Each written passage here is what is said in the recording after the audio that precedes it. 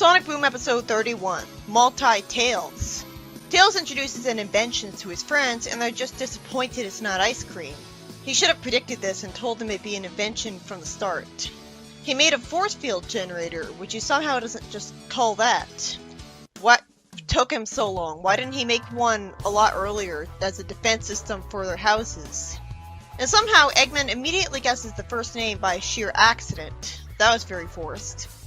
Like, Tails made a new defense system for Eggman's base in Cowbot that involved a force field. You'd think he would have made this invention a lot earlier then, based off his experience with that. So we get some time wasted by his robots failing to cut through the force field and getting threatened by a laser. We're told that the mayor has lowered the village's threat by Eggman level. So good, he was taking him seriously. Tails says that the village will never get attacked by Eggman again. I don't believe him. That required creativity from the writers because they'd have to change the status quo by having him attack places other than this city. And they'd have to make a new setting. Then the village gets drilled into by a machine from the ground, and the heroes have to fight robots. An ice cream stand gets destroyed. Why does Eggman destroy ice cream stands instead of stealing them and eating all the ice cream? That'd be more a character for him. Tails looked sympathetic when he stutters that his device was foolproof. Why did he think that when you could just get around the force field by digging under it? Sonic realizes that the force field generator was helping Eggman. Will they stop at nothing to make all his inventions a problem? Good thing he'd already made this drill bot for a different reason long before he discovered the force field generator. Otherwise, how'd he make this so fast when only right after he discovered the force field generator did he really need it? Was he planning to use it for some other thing? I mean, realistically, the mayor wouldn't have waited that long before bragging that the threat level is lower. How much of a time skip has there been between the force field and him showing up? Anyways, the heroes move the force field generator, and Sonic eventually spin dashes at the mecha to destroy it.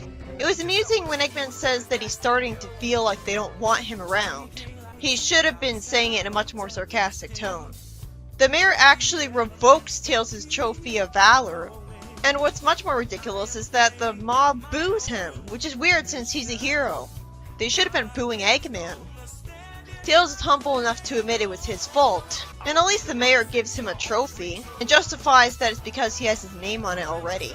It was nice of Sonic to stand up for him, but I take that for granted from Sonic. Tails then decides to make a machine that'll duplicate himself into 5 so he can think of every possibility. It was amusing that it suddenly turned out that he was talking to some nobody who says, "I don't care," and was trying to sell him something. He's just so desperate to talk about his ideas and inventions to anybody who will listen. He's really lonely without fellow inventor in his group. That guy really needs to meet Rotor. And how did Tails... well, I guess he is naive. So he's not genre savvy enough to realize that cloning himself will horribly backfire on him, since all of his inventions do.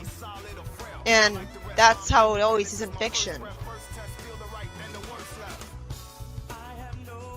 And one of the clones sucks at hanging a picture for Amy and says he likes helping. And another Tails keeps saying why to Styx until she tackles him. I refuse to buy this. Well, I also refuse to buy that she'd be violent with Tails. I can understand having pent-up aggression towards Buffles, but not little Tails. She just has an anger problem in general, but that makes sense because everyone around her thinks she's a paranoid nutcase, so of course she'd have a lot of pent-up anger. Doesn't make her a bad person. It was pretty sweet of her to care enough to ask to play volleyball with one of her friends, like on her own. She took the initiative. Sure, she spouts delusions a lot, but other than that, she's a surprisingly positive representation of schizophrenia compared to most, I'm sure, because she lives on her own successfully, and she has plenty of friends, an active social life on a regular basis. She's always hanging out with them, and they accept her for who she is, instead of lecturing her and trying to change her. Like, she's basically a perfectly well-functioning adult. She even has a job, fighting Eggman, and she does that really competently. She's not constantly screwing up. She's not even the idiot of her group, because that's Boom Knuckles' job. She just happens to spout delusions, that's all. It's cute to see Tails as being so stupid. And Knuckles complains they didn't do something, and the excuse is they didn't say Simon Says. Sonic then puts a blanket on a smug Tails and says they need some rest. At least he's being sweet to him like a big brother for once. But it was really stupid that after he asked the clone Tails how he got there so fast, because he didn't know that he saw a second clone, he just immediately left it at that when he didn't answer his question. Like, really? He's not making a big deal out of the fact that Tails is faster than him now? That, wow, you got here before I did. You've actually become faster than me. But no, instead he just comes home immediately and doesn't even question it. He doesn't figure out that Tails cloned himself based on him saying he's just one person. All the other clones go up to Knuckles and Amy, and I really refuse to believe that these clones aren't all exactly like Tails. How do you screw this up? Clone by definition means identical. Styx figures out by herself that all the Tails have 1/5 of Tails' brain power, which is why they're all dumb. So that's why one of them inexplicably started walking into the wall. I can kind of understand this with glitchy robots like Cubot, but not people. So Amy lures them all into the machine with the ball, and it just makes even more of them. How did you not expect this? Seriously. It was a machine for cloning, and Tails didn't have a reason to think he'd need a reverse switch. So somehow all the exact clones of the Tails do stupid things, with one of them constantly falling after trying to fly, and one trying to eat soup with a fork. Well, I do have a big smile on my face seeing Tails acting like a complete idiot in a way it's actually justified. Like with him flying and falling over and over again. It's like stupid AI of his in a Sonic game. So I think I love this episode, even if it's forced. It was really cute to see one of the Tails go up to Eggman when he was showering, asking him for pudding, and asking, "Wanna be friends?" It would have been even cuter if he looked like a little kid, which would have helped justify the smaller brain power. Eggman's happy about it and tells him, "Welcome to Team Eggman." He's really quick to forgive him. That's so sweet. Like, he's really got a soft spot for Tails. Then he gets really mad at him because the clone keeps forgetting to bring him a towel, bring some other things. This is almost funny enough to make me laugh material. Would Tails have worked better than Knuckles as the team idiot if he looked way younger? Knuckles got enough idiot jokes as it is, so it was really especially unfunny to be picking on him to the point where they made him the team idiot. But with Tails, it's obviously a parody because it's so obviously exaggerated that they're intentionally doing it to make him intentionally making him an idiot. It's not like with AOSDH and Sad AM. Knuckles could be the engineer for a change, making it clear this wouldn't be meant to grow up to be a genius anyway, justifying the fact that he's not a genius. That'd have been interesting. It makes sense that Eggman would assume he was just making fun of him, because it was too good to be true for him when he said, "Want to be friends." I actually giggled when I saw him scream at seeing a whole bunch of Tailses in his living room. How does it make sense that they decided to visit him just because he had pudding? How would they know he had pudding? Wouldn't they go to any other person's house first? I mean, his base is all the way over there, outside the village. I like that Eggman said he's not a babysitter service. He goes to the heroes for help, and Sonic runs around gathering all the clones up in a blanket. So, how did the clone Tails immediately have Tails' goggles on? Wouldn't they all have no goggles? Or tool belts? Because they're just made. That'd be a great way to distinguish them from Tails. And it'd be a great excuse to give us the actual Tails design. I would have loved to see the actual Tails' reaction to them, but no. Apparently he was actually one of those clones. So somehow the original Tails was made just as stupid as them. I loved when Eggman said that he doesn't want to find another Tails in his bathtub. I also liked the exchange where Knuckles said he's gonna miss being smarter than Tails. And he somehow says he'll miss being smarter than him too. All this is forced comedy, but I guess it's worth it to see Tails be like this for a change. In a way that's fantastical enough to kind of justify instead of just being handed the idiot ball just to force the drama. Like it's just a harmless joke instead of something really annoying.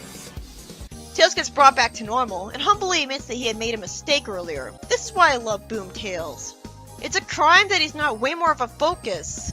He feels like a minor character compared to Knuckles and Eggman, but he's one of the main reasons I look forward to watching new episodes.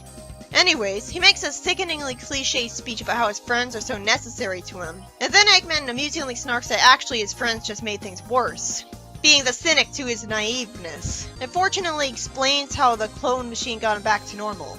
Eggman made some adjustments to it. I don't understand how Tails duplicating himself 4 times would split his intelligence by 5, and make all of the clones just as stupid as him. Obviously, if he split himself up, you know what that'd be like. If none of them had a whole brain, like, they wouldn't even be able to move. If the machine is made to make exact duplicates of him, obviously it would be programmed to make the brains exactly identical. So how did he screw up? It makes sense if we saw that a evil fairy or wizard cursed his machine. I felt bad for Tails when he was booed at by the ungrateful crowd for his force field generator not being effective. But come to think of it, the sheer fact that Boom Eggman was immediately smart enough to think to drill underground to get past the force field, doesn't that just make Archie Eggman even stupider? I guess not. I guess we were always supposed to assume that the force field in the Nanite City extended far underground. So underground that Eggman couldn't just make a drill bot. If that was possible, he would have done it and immediately discovered he could.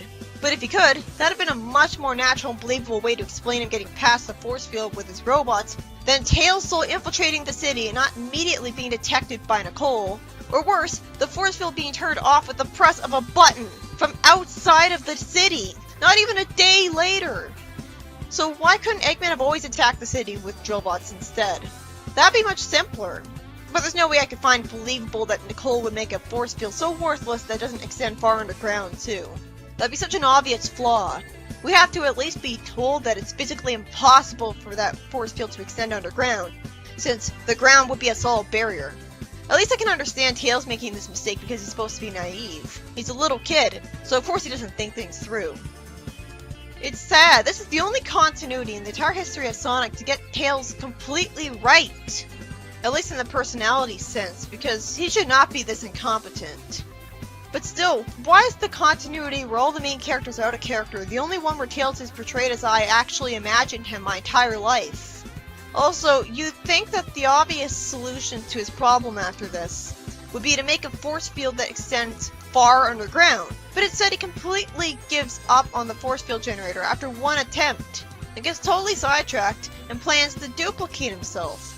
But somehow even that plan goes wrong, because when he made clones of himself, all of them are idiots. And somehow he's made an idiot too.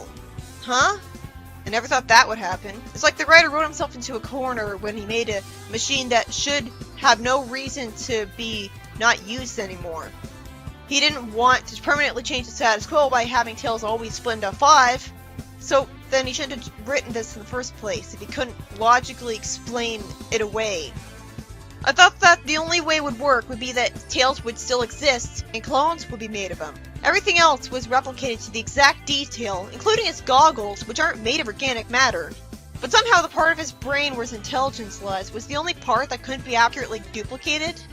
Putting aside how forced and contrived the plot actually is, I did love watching Tails be an idiot, like seeing him fly and fall over and over again. This might be the funniest episode of the show. Like, I actually laughed when Eggman saw those tails in his room, even if it made no sense they were there.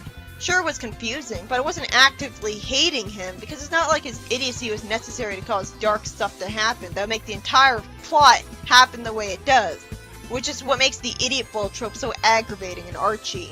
Instead, all the Tails' stupid acts were just brief comedy routines that didn't matter to the overall plot. They could have been cut out. They could have been doing anything. I would have been mad at one of them if he, say, damaged a building and forced Sonic to pay for the damages while a civilian was angry at him. Instead, it was actually amusing and honestly sweet seeing one of the clones act nice to Eggman. He asks to be friends, and Eggman immediately agrees, without a second hesitation. Even he thinks Tails is cute, and who could blame him? Ultimately, this episode was really creative, and that's another part of its charm. The whole time, I thought for sure it would be an episode where Tails would create evil twins of himself by accident, and it'd be just as forced, but also be a predictable cliche, making Tails look like an idiot for not anticipating that the cliche would happen when it was obvious from a mile away. and it just made me angry with the civilians for hating Tails because he got framed. I assumed that's what they were going with when I saw the clones smugly smirking all the time. When one of them bothered Knuckles, I assumed he was doing it on purpose to be a dick. I was anticipating them all causing problems to hurt Tails' reputation, and I didn't know that Tails had been turned into one of them because this is not how cloning works, and they all look the same. It was only when Styx of all people explained it to me that I realized that every single one of the clones was being portrayed as an idiot, not just as an evil twin with one idiot in the mix. Although I was suspecting the explanation for Tails' stupidity before she said it, so she just helped confirm my suspicion. So I'm torn. The plot made no sense, so it wasn't well written at all. But I guess I love this episode, since I was actually smiling when watching it. I'm so proud of the show for not having Knuckles be the one being stupid for a change, and instead it was the know-it-all Tails getting taken down a peg for once. It was entertaining to see Tails acting really stupid with a kind of proper excuse for it. So that means the episode has to be good, because at the end of the day, it made me happy, and I'm hard to please.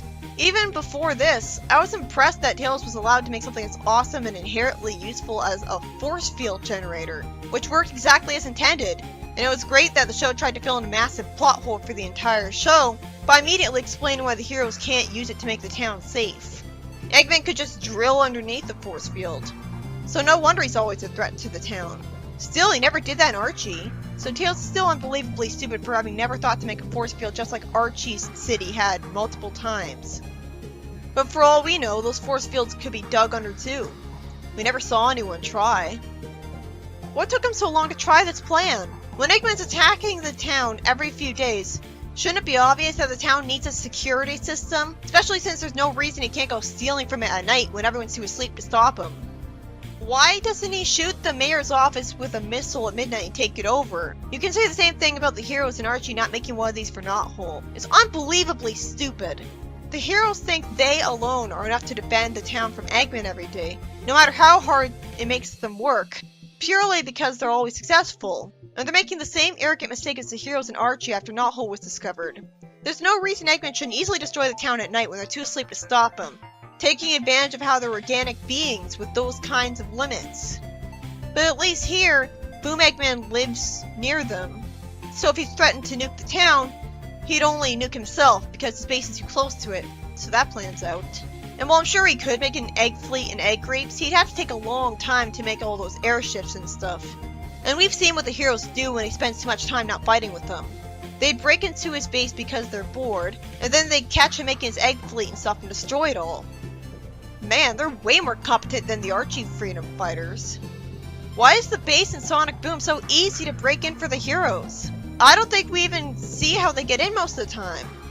If he went to another part of the world with no indication of where he's gone and just made an egg fleet there, he'd be able to beat Sonic no problem. Why does he insist on living in the same town as his worst enemy?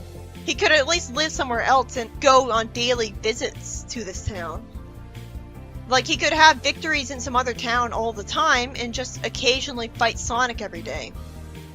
But since this is the same guy who lived in Sonic's house one time and didn't kill him in his sleep, he obviously doesn't actually want to kill him. And he's just trying to attack the town and the heroes as a spiteful game. So he lives with Sonic just so he can have more of a challenge. Maybe the civilians know this and that's why they don't try to arrest him, because he's just playing. And they know the heroes can handle him and that nobody else could. Maybe they did put him in jail once, but then knowing the heroes, they broke him out so they could keep having fun fighting his robots. Or automatic robots of his automatically saved him. So the town gave up on trying to imprison him. I wish that was explained in a flashback episode. It's a good thing he's not really as evil as every other Eggman, because if he really wanted to destroy the town, he knows where it is, so he could easily win if he just hid from Sonic for a while. Sonic would be too busy fooling around with his friends to notice him leave on the day that he left. And if he's lucky, there would be no way to know where he left to. The heroes aren't active enough about fighting Eggman in the show to go through the trouble of putting tracking devices on its clothes or Eggmobile that wouldn't end up found by Orbot or Eggman anyways. They could always intercept his radio transmissions, but who would he bother transmitting to if he's taking Orbot and Cubot with him? Anyways, Tails did have a brilliant idea by thinking he should make more of himself, so he'd end up anticipating every possibility. But of course, it had to forcefully backfire on him for no reason, just to make the plot the way it was. I guess it'd make more sense if Eggman did it to him. But it was worth the amusement to see him discover it for the first time by himself, and see him dealing with all the idiots in his base. And if his device was merely sabotage, there'd be no excuse for Tails not simply unsabotaging it afterwards, making it work as intended. And then there would be 5 Tailses from now on. That'd suck. But that makes me wonder why Tails didn't try this device again, but without the splitting his intelligence flaw. Good thing the show at least tried to justify it. He was probably so unhappy about the invention backfiring on him that it made him think his idea was stupid when it wasn't, and he should know that. But he won't because his ego was permanently bruised by the invention backfiring. At least that's an explanation for why he doesn't get it right next time. He really can make anything, can't he? So it's not even worth it to have him bumble with his inventions, because it's not like it's telling us that he has clear limits to what he can do as an inventor, because he always flip-flops between being able to make literally anything and his invention somehow screwing up anyways. If he even can make this invention, with no hint of Chaos Emeralds in the show, there's no real excuse for him somehow also being dumb enough to screw up. I always just assumed that the magical chaos energy around the world is what makes Tails' crazy inventions possible, and he just works with that. If he can make a device that can duplicate organic matter, which is how he makes other Tailses out of thin air, you'd think he, or at least somebody out there, would think to use it to clone organs for organ donations. That's what makes this machine valuable. No one would ever have to deal with waiting lists again. I wish we were shown that it ended up being used for that so we'd get a real happy ending. We get to see Tails profit off an invention for once, like would be realistic. And I mean literally profit too, this would make him rich, unless he never patents it. But there'd be no excuse for no one telling him to do that. Why doesn't Eggman replicate this technology and get rich himself? Instead, I'm just gonna have to assume Tails tore apart the machine for scrap metal because its one intended purpose failed, and screw learning from your mistakes, apparently. Screw thinking about your invention a little more deeply. This is the kind of invention that would change the status quo, like the translator. Sonic Boom episode 31-2, Strike. Amy uses her hammer as a golf club multiple times to try to hit away Eggman's ball bots, which just send them at Tails' plane, and he fortunately calls her out on it. This made me think that this would lead to something later in the plot, like Tails would call his friends out on almost hurting him. Then Sonic almost hurts him the same way, and Tails complains about it. And Orbot says that Eggman could do something else to avoid losing. Eggman says Orbot and Cubot can find their own way back to the lair, but Orbot always tells him that he screws up, and why. But now he snaps at them and risks them never coming home when he knows how much he needs them. In Eggman Unplugged, he made a big deal out of losing them. What an idiot. So the robots stand there with their thumbs up, being naive enough to think people will help them find their way back to Eggman's lair. For some reason, the news reporter tells them to motivate themselves to go home themselves, and they get splashed with mud from a vehicle. They're really lucky that no one's going after them an angry mob and trying to dismantle them, since they're very alone and vulnerable. An entire village that's against them. But there's no consequences in the show. The robots' response when Amy lampshades why they stay with Eggman is akin to people who live with abusive parents. Cubot says he just gets mad sometimes, and Orbot thinks he really cares. Somehow, even though Amy lampshaded this, they end up rowing back to Eggman on a raft anyways. And they get a bag to pull 100 rocks for Eggman's garden. Garden? That's out of character. If there's one thing that Eggman would never have, besides any kind of sports area, it's a garden. We don't even see him having a garden. Amy, for one, sympathizes with these guys and tells them they should go on strike. It makes sense that someone as naive as her would think they could ever permanently change their situations with a strike, when this is Eggman we're talking about. This episode would be completely pointless if this didn't lead to permanent change in how he treated them. But it's necessary for the status quo of the show to show Eggman being abusive to them, because it's one of the only things that reminds us that this is supposed to be Dr. Robotnik. At least he can have power and control over some people. It would be alright if he balanced that out with showing its appreciation to them more. Eggman tells them they can take a break in the garbage compactor, and Orbot says to his face that they're going on strike. And instead of him getting scrapped or reprogrammed for that, like he would in literally any other continuity, Eggman is surprised to learn that they're picketing outside his base. And he simply goes back inside, but not to get a ray gun to destroy them all. And he says that they need him more than he needs them. For what, an oil change? Tails could do that. Well, if they get damaged, they can go to Tails. Never mind. Eggman complains about his destructive robot not being good at housework, and somehow even it joins Orbot because it's inspired by him, despite having almost no mistreatment to deal with. Of course he complained at him. He was sucking. That was only one mistreatment. Logically, none of these robots should be able to join Orbot and Cubot. I can understand Orbot and Cubot having free will because they talk like people do, but not all of these other robots. Eggman somehow expects Firebot to clean when he should know he wasn't programmed with that since he programmed it. Well, I was happy and excited to see Firebot again. Somehow, it seems like all of Eggman's robots are able to join the strike, even though he shouldn't have programmed them with free will like that. Somehow this plot was even more forced than I expected.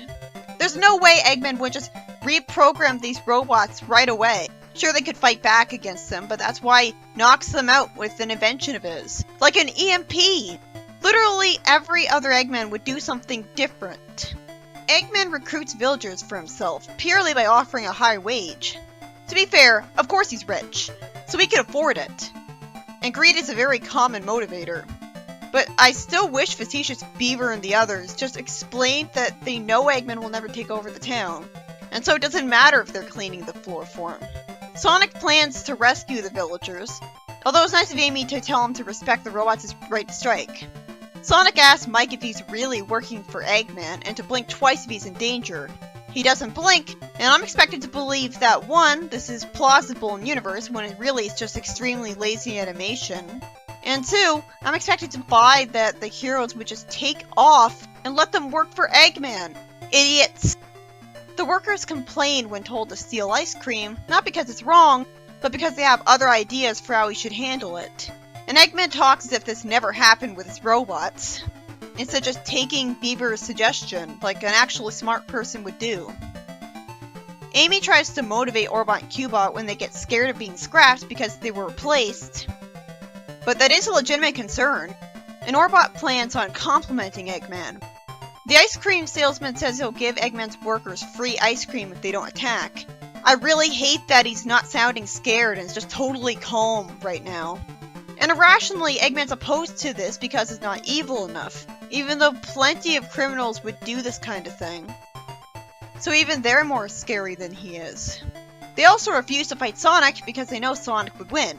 Eggman yells at them, and they run away. It's nice to see that civilians are capable of being smart, and even genre savvy, after all the times they were idiotic.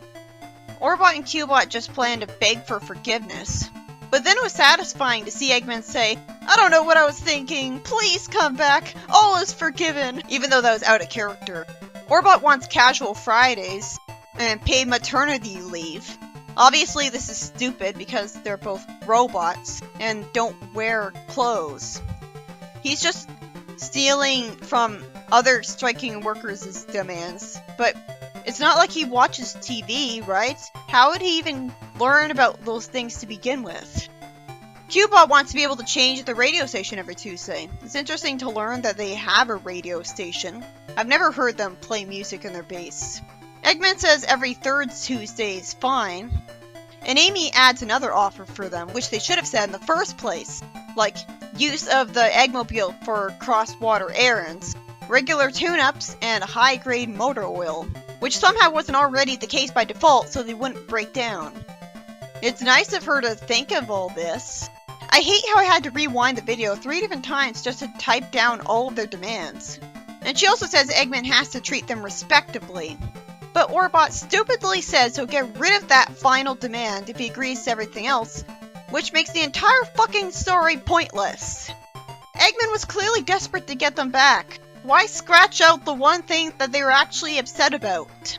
Why didn't Eggman just send a missile at all of the robots to blow them up, and then reprogram them when he put them back together? Or better yet, use an EMP on them to knock them out without damaging them. That's why Eggman doesn't work in the position of a boss trying to reason with a striking workforce. These are robots, not organic people. He can program them however he wants. And there's no way they'd be able to strike. That's why the plot was forced. That's just what I expected. Even then I was disappointed with this episode because I thought Orbot and Cubot would do a lot more than just pick it right outside of Eggman's base. I expected them to be in the town more than this. But why did I expect anything differently? What I really wanted was to see them spend more time with the heroes. But instead of Amy convincing them to join the heroes at their lowest point, which looked like how the plot was going to go, she just tells them to go on strike and keep working for a sworn enemy. So she doesn't trust them to be with the heroes, which is why she lets them stay with Eggman. But she cares enough about them to tell them to go on strike? And Sonic just lets people work for Eggman, just because they're happy with it. Well, that's ridiculously open-minded. Can you imagine that happening in Archie? They're really lucky he's too ditzy to think of giving them cybernetics with bombs in them or nanobots with bombs in them. That would force them to work for him regardless and do whatever he said. He could give them an ankle monitor with a bomb in it. They'd be way more effective as an army than robots in the sense that Sonic has to hold back against them because they're not robots, they're enslaved, innocent people. Even then, Sonic could just pick them up and carry them and run away with them to foil their plans, because they're light. But Eggman could just press a button to blow them up if he fails. So if Sonic wants to keep them alive, he'd have to let Eggman do his stealing. And he could give them ray guns and stuff so they'd still be able to fight just like robots would. Even if he broke Eggman's remote control for the bombs, Eggman could just make another one, couldn't he? Or hide it properly. Make it invisible.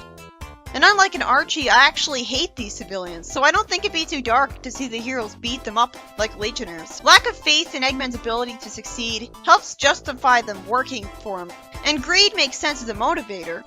It also makes sense that they don't want to fight Sonic, so they're not really betraying him that much. Because in practice, they're just being completely harmless. They don't even get the ice cream. I was still really disappointed that Sonic didn't beat them up anyways, though, after all of the times the civilians were stupid jerks. Mike is the reason everyone turned on Sonic, and he had to go to a sensitivity seminar. And Facetious Beaver is an annoying source of fourth wall breaks who makes checking out library books illegal. All of these guys should have been knocked down with a spin dash. That would have been actually self-aware writing, because it'd be the writers being aware of how much we hate them. But no, Sonic the Impatient Dude with the attitude is too nice and polite for that. It's a shame. I was really excited to see how Eggman having a slave army of non-robots would turn out. But it stops the minute Eggman refuses free ice cream. What a stupid idea. Eggman refusing free ice cream. Who would do that? Why didn't he give them ray guns to attack with? Of course they objected. Even then, how did they expect to be paid that money they wanted if they refused to do what he said? It was fascinating that they were willing to take the free ice cream in exchange for not attacking. It was the equivalent of Eggman accepting protection money, which you'd expect him to always be doing with his robots. But while AOSDH Robotnik had a protection service against a bunch of restaurants perfectly fine, Boom Eggman, who's way less evil, thinks this isn't evil enough, and buys Sonic time to scare his army away. Why doesn't he just show up to the ice cream vendors and stuff with a ray gun himself? He doesn't even need armies to do something like this. At first I thought I'd never be able to watch this episode. All you have to do is find the reverse version of the episode on YouTube, and hold down right click to drag the video that you downloaded into your editing software, and press right click to pick reverse from a menu. Gee, I wonder why I had to go through all this trouble. What a great sight. Even on Dailymotion there's no normal version of this episode up, which is really weird. Why this episode and not all the other ones? I hope decreasing the brightness of the video a little will be enough. My point is, I was excited to see another episode focusing on Orbot and Cubot, but sadly the plot got predictable, boring, and repetitive after they actually started striking from Eggman treating them in a slightly exaggerated way from usual. Seriously, why didn't he just give them little Eggmobiles to go across the ocean and back? It'd be much faster than them rowing across the ocean. Even Scratch and Grounder had Eggmobiles, and Slee and Dingo had their own airship. This plot never would have happened. But I do have to compliment how nice Amy was.